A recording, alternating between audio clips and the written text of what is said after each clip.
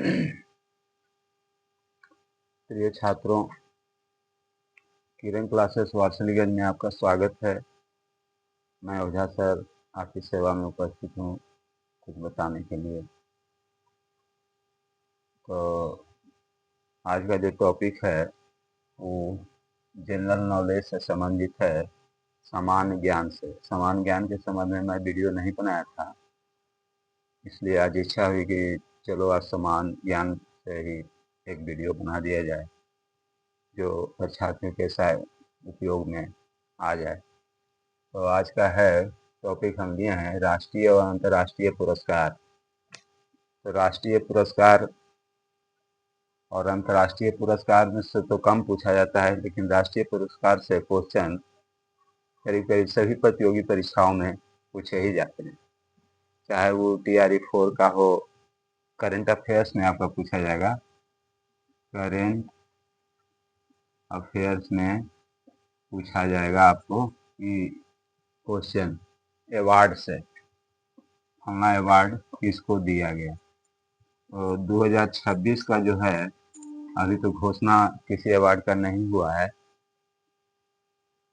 शायद आने वाले समय में हो जाए। तो आज का विषय राष्ट्रीय पुरस्कार से ही संबंधित है और इसका मकसद यही है कि कौन सा पुरस्कार किस क्षेत्र में दिया जाता है, कौन सा पुरस्कार किस क्षेत्र में किस काम के लिए दिया जाता है।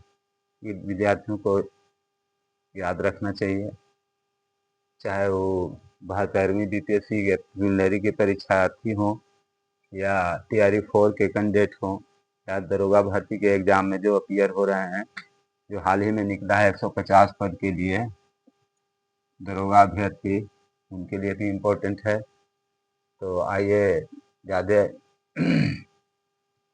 हम आगे विचार नहीं करेंगे, बात नहीं बोलेंगे, अपने विषय पर आते हैं। तो राष्ट्रीय पुरस्कार में आपको पहला है भारत रत्न पुरस्कार, जो भारत का सबसे बड़ा पुरस्कार है। भारत रत्न दिया जाता है, सबसे बड़ा पुरस्कार है। किस क्षेत्र में दिया जाता है? तो कला के क्षेत्र में, साहित्य के क्षेत्र में, विज्ञान के क्षेत्र में, खेल एवं विभिन्न क्षेत्रों में उत्कृष्ट योगदान, विभिन्न क्षेत्रों में उत्कृष्ट योगदान के लिए साथ साथ जन सेवा करने वाले व्यक्तियों को दिया जाता है। जन सेवा करने वाले व्यक्तियों को ही दिया जाता है भारत रत्न। यह देश का सर्वोच्च सम्मान है।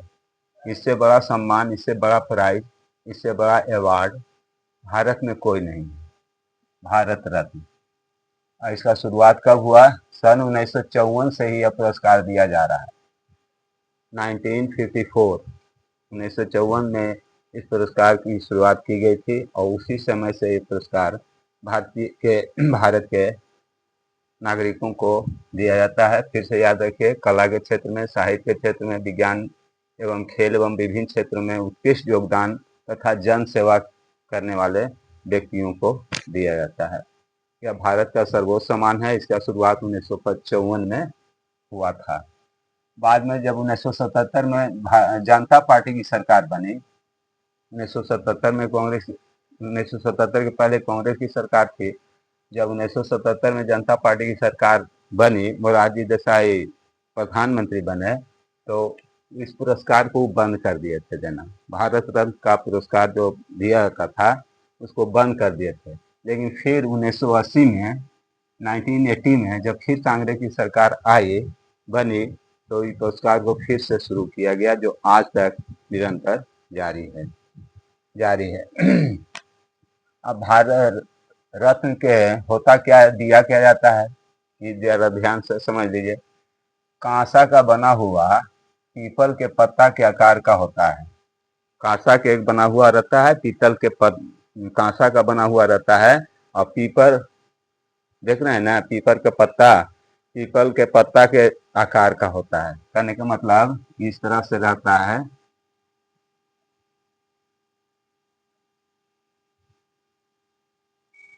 इस तरह से रहता है।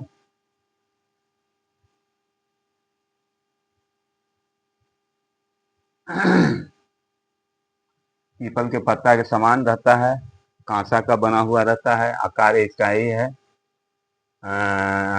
लंबाई इसका होता है 2.1/16 इंच। लंबाई इसका है 2.1/16 इंच। चौड़ाई है 1.7/8 इंच और 1/8 इंच मोटा होता है। ये इसका माप है, दिया हुआ है। 2.1/16 इंच लंबा, 1.7/8 इंच चौड़ा और 1/8 इंच मोटा होता है। और इस पर सूर्य का चित्र खोदा हुआ रहता है, सूर्य भगवान का चित्र रहता है। पीपल के पत्ता पर सूर्य का चित्र रहता है और इसके नीचे भारत रत्न लिखा हुआ रहता है। इसके नीचे भारत रत्न लिखा हुआ रहता है, भारत रत्न लिखा हुआ रहता है और सूर्य भगवान का इस पर चित्र रहता है। यही इसका अर्थी है, संरचना। और इसके पिछले भाग में, पत्ता के जो पिछला भाग जो हुआ, उस पर सत्यमेव जयते लिखा हुआ रहता है।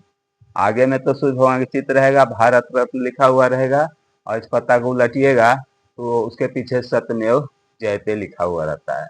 यही है भारत रत्न का पुरस्कार, जो भारत का सबसे सर्वोच्च सम्मान है, जो कला के क्षेत्र में, विज्ञान के क्षेत्र में, खेल के क्षेत्र में जन सेवा करने वाले व्यक्तियों को प्रदान किया जाता है। दूसरा है पद्म पुरस्कार। भारत रत्न के बाद यह भारत का दूसरा सबसे बड़ा सम्मान। भारत रत्न के बाद सेकंड पोजीशन इसी का है। 1954 में भी इसका भी शुरुआत 1954 में ही किया गया था। इसको दिया जाता है तो सरकारी सेवक जो पब्लिक गवर्नमेंट सर्वेंट हैं, चाहे वो डीएम हो, एसपी हो, बीडीओ हो, सीईओ हो और भी हो, जितने पदाधिकारी हैं, अगर उनका काम अच्छा है, अच्छे कार्य के लिए दिया जाता है पद्म पुरस्कार। सरकारी कर्मचारियों के लिए है, सरकारी सेवकों के लिए है। उसके बाद है परमवीर चक्र, वीरता के लिए दिया जाता है। जल से ना हो, वायु से ना हो, थल से ना हो, इस सैनिकों को वीरतापूर्ण कार्य के लिए दिया जाता है। वीरतापूर्ण युद्ध में गए, वहां पर शौर्य दिखाए, अच्छा भारत को जीत हुई, तो अदम्य साहस के लिए सैनिकों को दिया जाता है। उसके बाद महावीर चक्र है, ये भी देश के दूसरा शौर्य पुरस्कार है, बहुत बहादुर सैनिकों को दिया जाता है। उसके बाद है वीर चक्र, अशोक चक्र, कीर्ति चक्र, शौर्य चक्र। ये सब जो है अद्भुत प्रदर्शन, अद्भुत कार्य के लिए सैनिकों को प्रदान किया जाता है। रक्षा के क्षेत्र में, रक्षा क्षेत्र में अद्भुत काम करने के लिए दिया जाता है। याद रखिएगा, वीर चक्र, अशोक चक्र, कीर्ति चक्र, शौर्य चक्र अद्भुत सौर प्रदर्शन के लिए दिया जाता है। आगे बढ़ते हैं, साहित्य अकादमी पुरस्कार। साहित्य के क्षेत्र में उत्कृष्ट योगदान, साहित्य अकादमी पुरस्कार साहित्य के क्षेत्र में उत्कृष्ट योगदान के लिए, अच्छा रचना लिखे हैं, अच्छा किताब लिखे हैं साहित्य के लिए, जो आम नागरिकों के लिए, छात्रों के लिए बहुत उपयोगी सिद्ध हो रहा है, कुछ महत्वपूर्ण बात उसमें लिखा हुआ है, तो वैसे साहित्य को साहित्य अकादमी पुरस्कार दिया जाता है। अगला है इकबाल सम्मान, मध्य प्रदेश सरकार द्वारा ही दिया जाता है उर्दू साहित्य के विकास के लिए। उर्दू साहित्य के विकास के लिए दिया जाता है इकबाल सम्मान। क्वेश्चन पूछेगा कि इकबाल सम्मान किस क्षेत्र में दिया जाता है, तो उर्दू साहित्य के विकास के लिए। उर्दू साहित्य के विकास में जो जो योगदान ज़्यादा देते हैं, रचना ज़्यादा है, कविता ज़्यादा है, गजल ज़्यादा है, जो भी है, उसके लिए इकबाल सम्मान देती है सरकार। कौन सरकार? मध्य प्रदेश सरकार देती है। उसके बाद है कबीर सम्मान, उत्कृष्ट कविता लेखन के लिए मध्य प्रदेश सरकार द्वारा दिया जाता है कबीर सम्मान। बहुत से कवि हैं जिनकी कविताएं बहुत अच्छी कविता लिखते हैं, जिसका प्रभाव देश पर, समाज पर, व्यक्ति पर पड़ता है, तो उन कवियों को कबीर पुरस्कार मध्य प्रदेश की सरकार देती है कविता में उत्कृष्ट रचना के लिए। उसके बाद है ज्ञानपीठ पुरस्कार, किसी भी भारतीय भाषा, चाहे हिंदी हो, उर्दू हो, जितना भी भाषा है, भारतीय भाषा, उत्कृष्ट साहित्य रचना, तो उस भाषा में अच्छा कोई रचना लिख करके दिए हैं, पुस्तक लिखे हैं, तो उस क्षेत्र के में अच्छा उसका प्रभाव है आदमियों पर, समाज पर, व्यक्ति पर। तो वैसे व्यक्तियों को उत्कृष्ट साहित्य के निर्माण के लिए ज्ञानपीठ पुरस्कार दिया जाता है, प्रति वर्ष दिया जाता है ज्ञानपीठ पुरस्कार। उसके बाद है शांति स्वरूप भटनागर पुरस्कार, विज्ञान के क्षेत्र में उत्कृष्ट योगदान के लिए दिया जाता है। विज्ञान के क्षेत्र में जो वैज्ञानिक हैं वो अच्छा काम किए हैं, कोई आविष्कार किए हैं जिससे जनता के, देश की भलाई हो रही है, तो शांति स्वरूप भटनागर पुरस्कार उन वैज्ञानिकों को दिया जाता है विज्ञान के क्षेत्र में, चाहे वो भौतिकी से हो, केमिस्ट्री से हो, जीव विज्ञान से हो, जैसा हो। उसके बाद है भाभा पुरस्कार, परमाणु अनुसंधान के क्षेत्र में उत्कृष्ट सहयोग के लिए, परमाणु अनुसंधान के लिए भाभा पुरस्कार दिया जाता है। उसके बाद है हरिओम आश्रम पुरस्कार। यह पुरस्कार यूनिवर्सिटी ग्रांट कमीशन द्वारा विज्ञान के क्षेत्र में अच्छा शोध कार्य करने के लिए दिया जाता है। यूजीसी देता है, यूनिवर्सिटी ग्रांट कमीशन भारत में है, वही देती है हरिओम आश्रम पुरस्कार। आपका सवाल आएगा कि एमसीक्यू में कि हरिओम आश्रम पुरस्कार किस क्षेत्र में दिया जाता है, तो विज्ञान के क्षेत्र में शोध कार्य के लिए दिया जाता है, रिसर्च के लिए दिया जाता है।